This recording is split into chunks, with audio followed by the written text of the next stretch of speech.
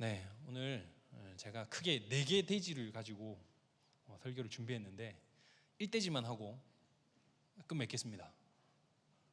좋지요? 네. 제가 오늘 이 말씀 준비하면서 한 목사님 책을 읽었습니다. 거기에 이제 한인교회에 대한 이야기가 나왔습니다. 1960년대, 70년대부터 이제 미국으로 우리 이제 많은 한국인들이 이민을 간 세대들이 있습니다. 이민을 갔던 목적은 아무래도 이제 그 60년대, 70년대 참 살기가 어려웠고 먹고 살기 힘드니까 그곳에 가면 그래도 조금 더 먹고 살기 좋았기 때문에 그곳을 가지 않았을까라는 생각을 합니다. 이들이 처음 미국으로 이주했을 때에는 아는 사람도 없고 또 뭐 현지인들 상대로 해서 뭐 상류층에 올라갈 수도 없었기 때문에 자연스럽게 한인들이 서로 모이며 같이 살게 되었고 그들을 대상으로 해서 장사를 하거나 또 사업을 하게 되었습니다. 그렇게 서로 의지하고 또 이렇게 교제하고 사는데 이 교제의 장으로 가장 중심이 되었던 곳이 바로 교회입니다. 그래서 한인들이 이민을 가서 그곳에서 가장 이제 잘 적응할 수 있는 길은 바로 이제 교회에 모여서 교회에 출석하는 것이고 교회에서 이제 교제하는 것입니다.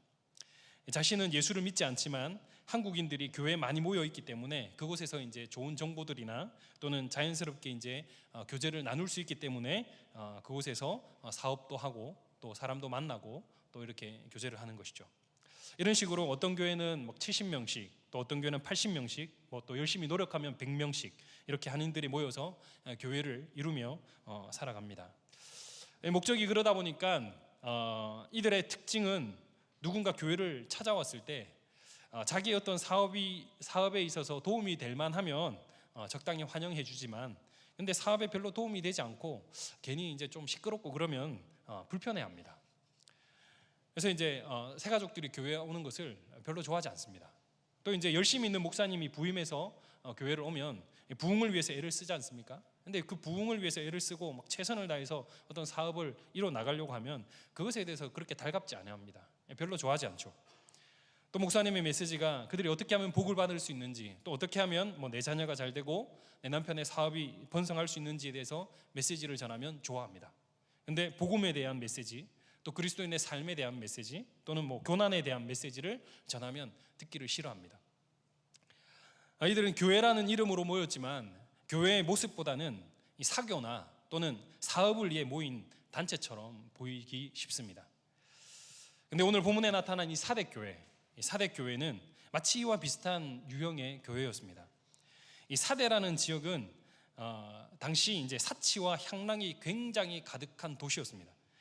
아주 부유한 도시였고 이런 것들로 가득했습니다. 왜냐하면 이 지역은 당시 이제 최대의 금맥이 흐르고 있는 금 생산지였기 때문입니다. 그래서 돈이 넘쳐나고 금과 관련된 여러 제조업들이나 또 금 세공업자들이 많이 포진하고 있는 그런 지역이었습니다. 마치 오늘날 이제 중동에 석유 생산국에 많은 돈이 있는 것처럼 이 지역은 금으로 인해서 많이 돈을 벌 수 있는 그런 지역이 되었던 것이죠.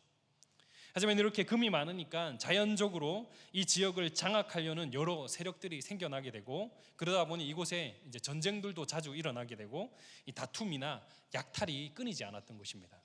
그리고 주민들은 늘 이런 전쟁과 약탈 이런 것에 대한 불안과 이 두려움으로 늘 가득 차 있었던 것이죠.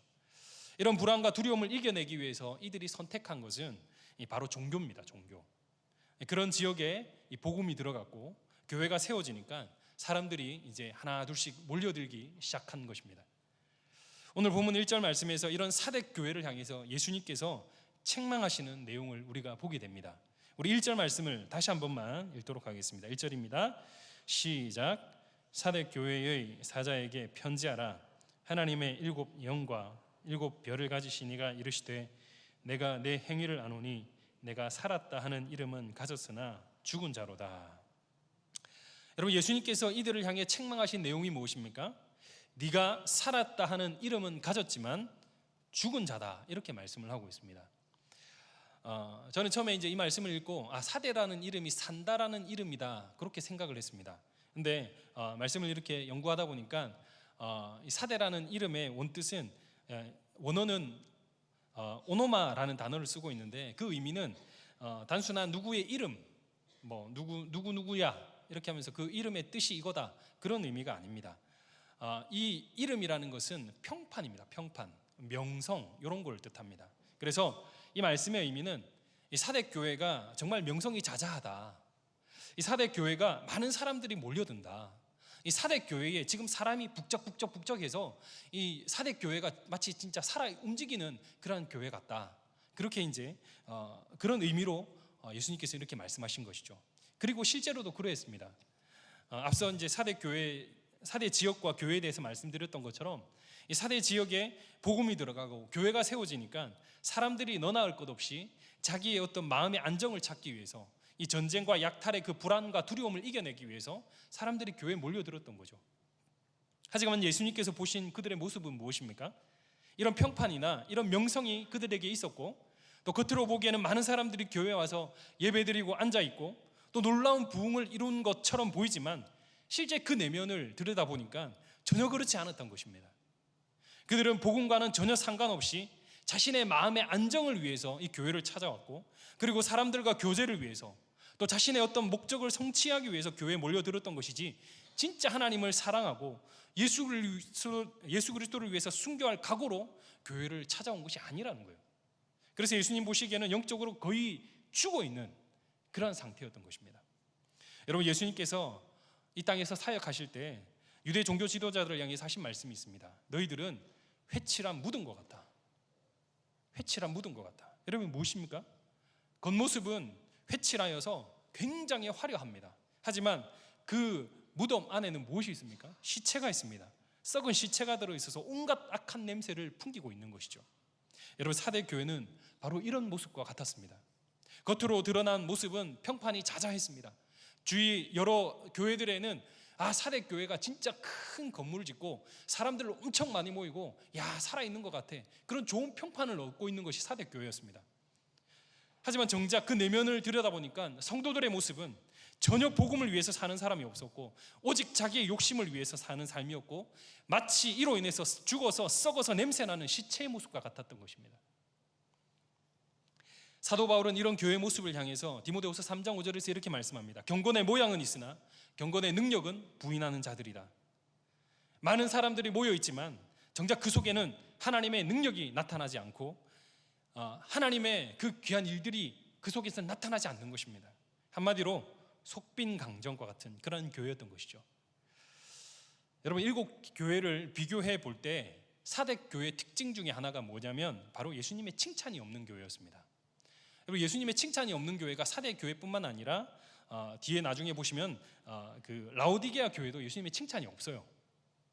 근데 이 사대 교회가 또 없는 것이 하나가 있어요. 그게 뭘까요? 그것은 바로 박해가 없습니다. 이렇게 연구해 보다 보니까 사대 교회는 박해가 없어요. 여러분, 당시 많은 교회들이 로마와 유대인들로부터 많은 박해를 받았습니다. 성도들이 신앙을 지키기 위해서 자신들에게 오는 그 불이익들 감내해야 했고, 기꺼이 순교까지도 각오하면서 신앙을 지켜갔습니다. 하지만 이 사대 교회는 이런 신앙을 지키기 위한 박해나 순교가 없었어요. 더욱이 로마 정부나 또 유대인들은 그 교회를 없애려고 하지도 않았습니다. 교회 그래 해, 교회 잘 다녀, 그 교회 가면 돼, 이렇게 권면합니다. 왜 그럴까요? 그럴 만한, 박해할 만한 가치가 없었기 때문이에요. 여러분, 이게 얼마나 교회로서 수치고 얼마나 비참한 모습입니까? 여러분, 이는 복음 때문에 세워진 교회가 아니라 자신의 목적을 성취하기 위해서 세워진 교회였고, 자신의 어떤 목적을 이루기 위해서라면 교회 안에서 이단 사상이 들어와도 괜찮고, 교회가 로마에서 요청하는 그 황제 숭배해도 괜찮고, 또 유대인들이 요구하는 율법 기꺼이 수용해도 괜찮다라고 생각했던 거예요. 그래서 복음만 고집하는 게 아니라 온갖 종교들이 여기에 다 들어와 있고, 온갖 사상들이 다 들어와 있고, 온갖 우상 숭배들이 다 같이 이곳에서 성행했던 것이죠. 사랑하는 성도 여러분, 사대 교회를 거울 삼아서 오늘 우리 모습을 한번 보시길 소망합니다. 오늘 우리는 그리스도인이라는 명분을 가지고, 성도라는 명분을 가지고 이 자리에 앉아 있습니다. 목사라는 직분, 장로라는 직분, 권사, 시무집사, 서리집사라는 직분을 가지고 열심히 교회 안에서 봉사하고 사역을 하고 있습니다. 그런데 여러분, 이렇게 성도라는 명분을 가지고 여러 가지 직분을 가지고 있으면서 우리가 이 교회에 몸담고 있는 목적이 뭡니까? 내가 이 교회에 나온 동기가 무엇입니까?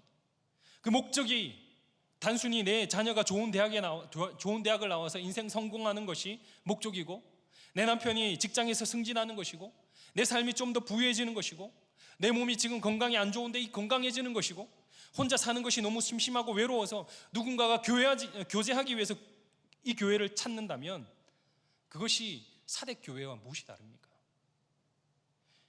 이런 것을 목적으로 해서 교회가 성장하고 많은 사람들이 모인다면 사대교회와 다를 게 무엇입니까? 이런 모습은 단지 평판만 좋은 교회이고 허울만 좋은 교회일 뿐이지 그 이상이 되지 못합니다.